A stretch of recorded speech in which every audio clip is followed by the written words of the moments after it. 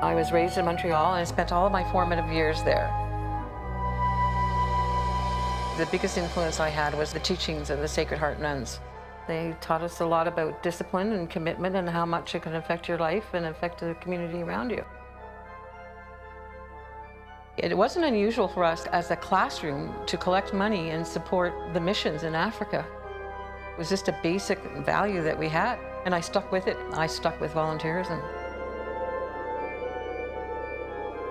When I first left Montreal, I moved to Winnipeg, and it was February.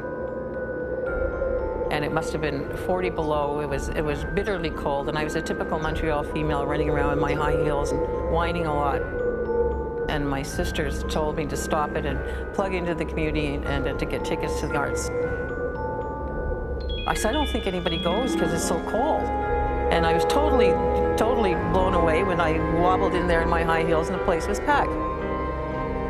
Being 40 below doesn't stop Winnipeggers from enjoying the arts. Using the cold as an excuse not to do anything was just not accepted.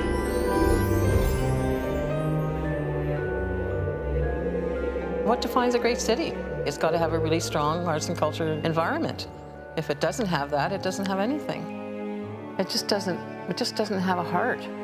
It doesn't have a pulse. It doesn't hum. The pulse of this place like Winnipeg is so profound that people recognize it when they come in and they want to be part of it. And if that pulse isn't there, I can't imagine how awful it would be. I'm just dead. When I buy a ticket in a foreign country, in a different city, it tells me exactly what that community thinks of their arts and their artists, how often they're performing and how busy the theater is and what the audience looks like. If it's a nice broad audience and it's young kids and middle-aged people and old people and they all come in together for a performance, that tells me a great deal about the city that right away sends a message.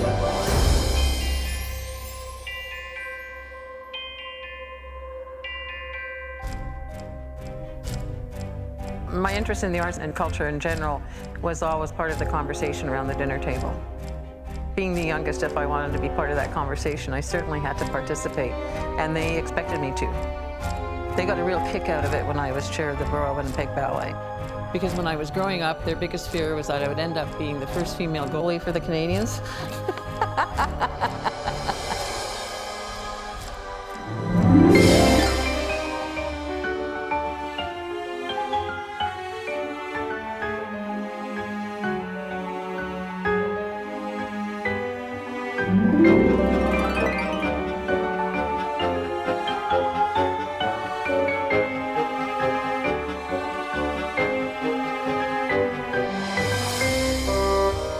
There's always something in art that touches somebody's soul.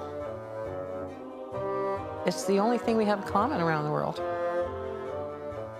We have different religions, we have different politics, we have different everything, but what art gives us is the link that holds us all together.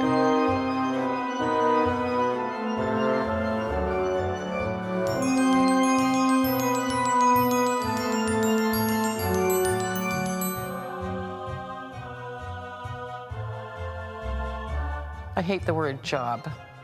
Job to keep the arts alive. It's a privilege to keep the arts alive. All of us are plugged in some way or another in our communities, and it's our responsibility to make sure that the knitting club and the choir and the ballet and the theater survive. It's not a job, it's a privilege. As an arts advocate, I'm proud to go to Ottawa and to the province and the city on behalf of artists and arts organization, and I'll do it anytime they ask me.